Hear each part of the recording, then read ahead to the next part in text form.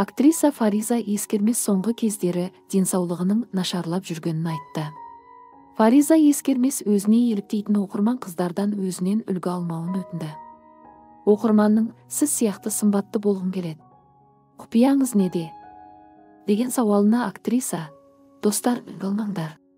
Мен арықпын, бірақ денсаулығым сыр беріп жүр. Шашым қатты түсіп жүр, ештеңеге тәбетім жоқ. Бұл жақсы нәрсе емес. Қазір ағзамдағы темірді көтеру үшін дәрі ішіп жүрмін». Сымбатты мүсін денсаулығың жақсы дегенді білдірмейді. Өздеріңізбен болыңыздар. Спортпен айналысыңыз, пайдалы тағам жеңіз, өмірден рахат алыңыз деп жауап берді.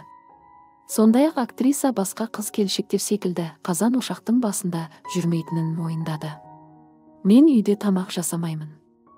Тамақ жасағанды ұнатпаймын, оның үстіне ол нәрсе қолымнан келмейді.